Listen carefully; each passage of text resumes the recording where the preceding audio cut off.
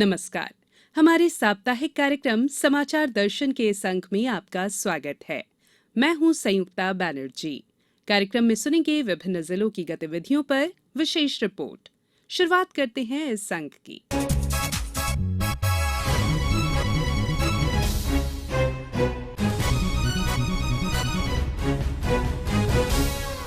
प्रधानमंत्री नरेंद्र मोदी ने विगत दिनों इंदौर में एशिया के सबसे बड़े गोबर संयंत्र का वर्चुअल लोकार्पण किया।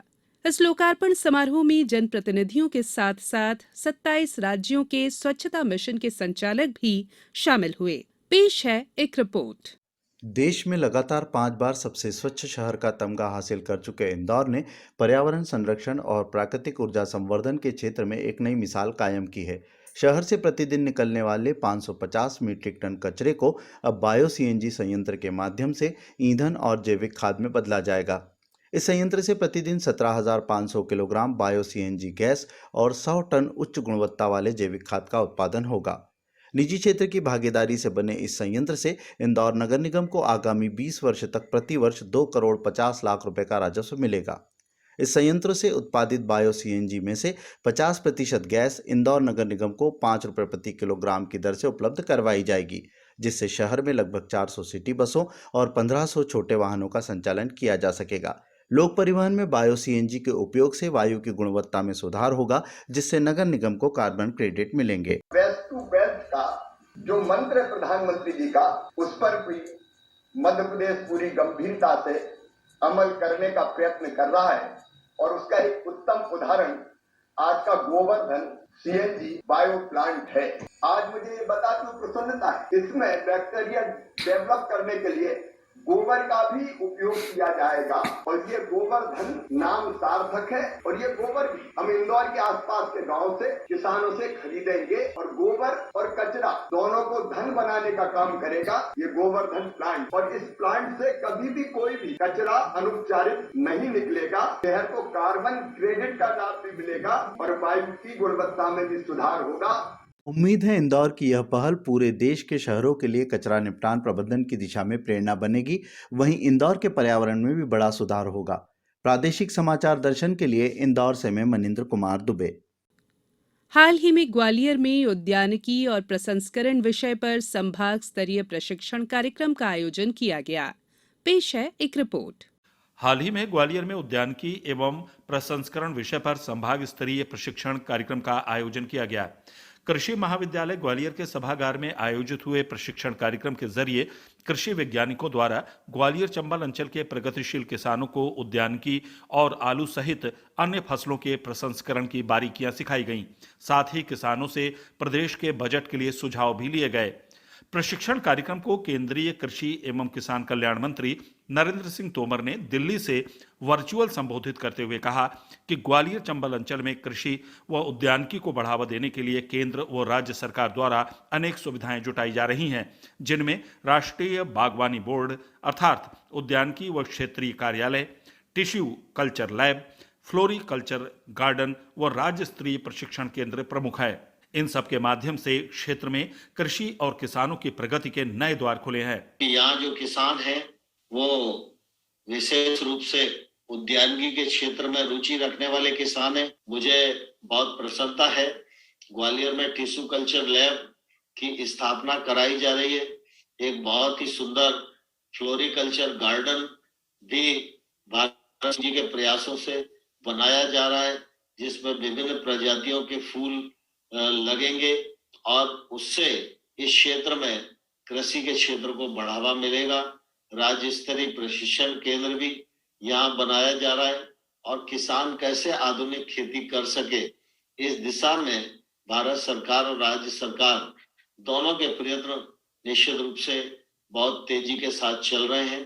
प्रशिक्षण कार्यक्रम में प्रदेश के उद्यानिकी एवं खाद्य प्रसंस्करण राज्य मंत्री स्वतंत्र प्रभार भारत सिंह कुशवाहा ने उद्यानिकी विभाग की योजनाओं के तहत ग्वालियर जिले के किसानों को 200 वर्मी वेड, 138 स्प्रे पंप, सब्जी बीज की 128 किट और 571 किसानों को मसाला बीज की किट वितरित की। उन्होंने प्रतीक स्वरूप कुछ किसानों को ये कृषि उपकरण व सहायता सौंपी। प्रादेशिक समाचार दर्शन के लिए ग्वालियर से नवीन श्रीवास्तव। देवास जिले में कुपोषण को पूर्ण रूप से समाप्त करने के उद्देश्य से महिला एवं बाल विकास विभाग द्वारा संपूर्ण जिले के आंगनवाड़ी केंद्रों पर सघन पोषण पखवाड़ा चलाया जा रहा है। और जानकारी दे रहे हैं हमारे संवाददाता नितिन कुमार गुप्ता। 15 फरवरी से शुरू हुए इस अभियान के तहत ग्रामीण तथा शहरी क्षेत्रों में स्थित 1860 आंगनवाड़ी केंद्रों पर पोषण पखवाड़ा चलाया जा रहा है। सघन पोषण पखवाड़ा के सफल आयोजन के लिए व्यापक स्तर पर सूक्ष्म कार्य योजना बनाकर कार्य किया जा रहा है। इसके लिए संपूर्ण देवास जिले के 5 वर्ष तक के सभी बच्चों का वजन और लंबाई लेकर उनका ग्रेड निकाला जा रहा है। इस प्रकार के ग्रेड में यदि कोई बच्चा निर्धारित मापदंड के अनुसार कुपोषित पाया जाता है तो विभाग द्वारा उस बच्चे को सामान्य ग्रेड में लाने के लिए विशेष आहार के साथ अन्य सुविधाएं भी प्रदान की जा रही है। सघन पोषण पखवाड़ा हेतु प्रत्येक आंगनवाड़ी केंद्र में वजन लेने हेतु टीम बनाई गई है, जो बच्चों के वजन के साथ बच्चों के माता पिता को भी कुपोषण के प्रति जागरूक कर रहे हैं। प्रादेशिक समाचार दर्शन के लिए देवास से नितिन गुप्ता। दमोह जिले के कुंडलपुर में महा महोत्सव मनाया गया, जिसमें लाखों श्रद्धालुओं ने दर्शन किए। अधिक जानकारी के साथ जुड़ गए हैं हमारे संवाददाता अनिल जैन। आचार्य गुरुवर विद्यासागर महाराज के सानिध्य और निर्देशन में बुंदेलखंड के प्रसिद्ध दिगंबर जैन तीर्थ क्षेत्र कुंडलपुर में 16 फरवरी से 23 फरवरी तक पंच कल्याणक जिनबिंब महोत्सव का आयोजन किया गया। इस दौरान 24 तीर्थंकरों के 5 कल्याणकों गर्भ, जन्म, तप, त्याग और मोक्ष कल्याणक का विधि विधान पूर्वक संपन्न हुआ। भगवान आदिनाथ के मोक्ष कल्याणक के उपरांत इंद्र इंद्राणियों और आकर्षक झांकियों के साथ मुनि संघ, आर्जिकाओं, श्रावकों और देश विदेश से आए श्रद्धालुओं की विशाल उपस्थिति में गजरथों की 7 फेरियां लगाई गईं, जिसमें दमोह सांसद एवं केंद्रीय राज्य मंत्री प्रहलाद पटेल सपरिवार शामिल हुए। उन्होंने कहा, बड़े बाबा का आचार्य भगवत के प्रति अपना आभार व्यक्त करता हूँ। इतने कम समय में इस कार्यक्रम का संपन्न होना एक कृपा के बगैर संभव नहीं था। मैं स्थानीय सांसद होने के नाते बड़े बाबा सहित पूरे मुनि संघ को और इस जिले के जितने भी देवी देवता हैं उन सब के प्रति आभार व्यक्त करता हूँ। इस दौरान देश और विदेश से कुंडलपुर पहुंची 6,500 से अधिक जिन प्रतिमाओं की प्राण प्रतिष्ठा की गई, जिन्हें नवनिर्मित सहस्त्रकूट जिनालय, त्रिकाल 24, वर्तमान 24, पूर्व 24 और भविष्य 24 में स्थापित किया जाएगा। इस दौरान 18 जैन श्रावकों ने गृहस्थ जीवन त्याग कर आचार्य श्री विद्यासागर महाराज जी से क्षुल्लक दीक्षा ग्रहण की। 250 से अधिक जैन साधुओं की संयम साधना और धार्मिक मंत्रोच्चारण ने इस आयोजन को वैश्विक कीर्ति दी। प्रादेशिक समाचार दर्शन के लिए दमोह से मैं अनिल जैन। डिंडौरी जिले में जल जीवन मिशन के अंतर्गत तेजी से काम चल रहा है और जानकारी दे रहे हैं हमारे संवाददाता लक्ष्मी नारायण अवधिया। कार्य गुणवत्तापूर्ण ढंग से हो, इसके लिए थर्ड पार्टी इंस्पेक्शन के लिए 85 उपयंत्रियों को तैनात किया गया है, जो तकनीकी मदद के साथ ही गुणवत्ता का ध्यान रख रहे हैं। कार्यपालन यंत्री शिवम सिन्हा ने बताया कि जिले में कुल 205 योजनाएं जल जीवन मिशन के अंतर्गत प्रगतिरत हैं। आगामी 31 मार्च तक 130 योजनाओं को पूर्ण कर घर घर जल पहुंचाने की प्रतिबद्धता है। उन्होंने कहा कि सभी ठेकेदारों को समय सीमा पर अपना कार्य पूरा करना होगा। विभाग का पूर्ण तकनीकी सहयोग सभी को प्राप्त हो रहा है। आगामी 10 मार्च तक 60 योजनाओं को पूरा करने का लक्ष्य दिया गया है। इस कार्य में स्वयंसेवी संस्था न्यूसिट की भी भूमिका है, जो समुदाय को जागरूक कर योजना के सफल संचालन में मदद करेगी। प्रादेशिक समाचार दर्शन के लिए डिंडौरी से लक्ष्मी नारायण अवधिया। हरदा जिले में गेहूं चने की फसल को समर्थन मूल्य पर बेचने के लिए किसानों ने पंजीयन कराना शुरू कर दिया है। इसी पर अधिक जानकारी के साथ जुड़ गए हैं हमारे संवाददाता लोमीश गौर। हरदा जिले में इस वर्ष गेहूं, चना, मसूर और सरसों के उपार्जन के लिए पंजीयन का कार्य 5 फरवरी से प्रारंभ हो चुका है। हरदा जिले में किसानों ने इस वर्ष गेहूं करीब 1 लाख हेक्टेयर रकबा में बोया है, जबकि चने की फसल 90,000 हेक्टेयर में बोई है। गेहूं उपार्जन को लेकर प्रशासन की क्या तैयारी है, इस बारे में हमने हरदा कलेक्टर ऋषि गर्ग से बात की। करीब 90,000 हेक्टेयर में चना और 1 लाख हेक्टेयर में गेहूं बोया गया है और अभी तक किसान भाइयों ने पंजीयन कराना शुरू कर दिया है। करीब 20,000 से ऊपर किसान गेहूं और चना दोनों में पंजीयन करा चुके हैं। 5 मार्च तक ये पंजीयन समिति के केंद्रों और कियोस्क सेंटर से चलेगा। सभी किसान भाइयों से अनुरोध है कि वो 5 मार्च से पूर्व अपना पंजीयन ज़रूर करा लें। इसके अलावा यदि किसानों को पंजीयन में किसी प्रकार की दिक्कत हो तो खाद्य विभाग हरदा अथवा जिला स्तरीय कंट्रोल रूम के दूरभाष नंबर 07577-292-080 पर संपर्क कर सकते हैं। प्रादेशिक समाचार दर्शन के लिए हरदा से लोमेश कुमार गौर। गुना में लोक अदालत की तैयारियां जारी हैं। इस संबंध में हमारे संवाददाता रोहित गोस्वामी ने जिला विधिक अधिकारी से बात की।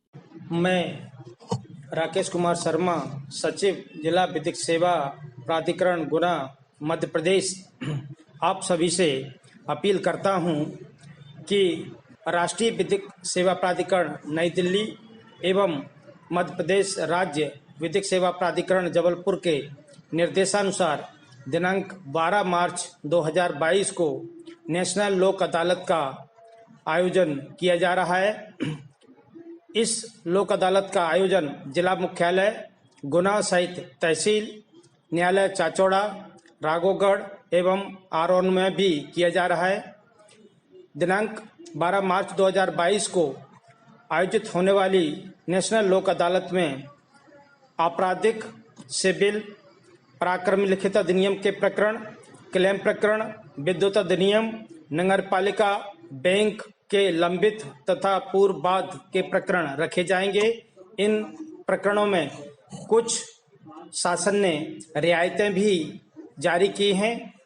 आप लोगों से निवेदन है कि इन प्रकरणों का अधिक से अधिक संख्या में नेशनल लोक अदालत में निराकरण कराएं और जो शासन की योजना अनुसार जो लाभ प्रदान किए जाने वाले हैं उन लाभों को प्राप्त करें। पश्चिमी मध्य प्रदेश की आदिवासी बाहुल्य धार जिले में इन दिनों एमपी बोर्ड की 10वीं और 12वीं की परीक्षाएं चल रही हैं। विद्यार्थी उत्साह के साथ परीक्षा दे रहे हैं। पेश है एक रिपोर्ट। कोरोना से बचाव को लेकर परीक्षा केंद्रों पर विशेष उपाय किए गए हैं। सोशल डिस्टेंसिंग और मास्क की अनिवार्यता के साथ परीक्षार्थियों की थर्मल स्कैनिंग करने के बाद ही उन्हें परीक्षा केंद्रों के अंदर प्रवेश दिया जा रहा है। धार जिले में बोर्ड परीक्षाओं के लिए कुल 99 परीक्षा केंद्र बनाए गए हैं। 12वीं में 20,000 से अधिक और 10वीं में 28,000 से अधिक परीक्षार्थी इन परीक्षाओं में शामिल हो रहे हैं।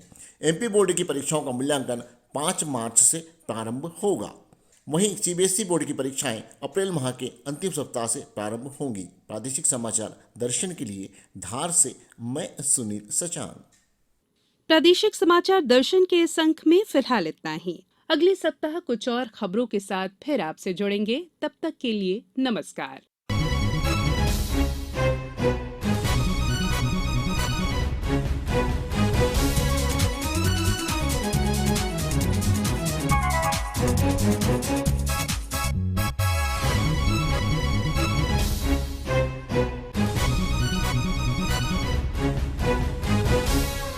आलेख राशिद अहमद खान, वाचक स्वर संयुक्ता बैनर्जी, प्रस्तुति प्रादेशिक समाचार एकांश भोपाल।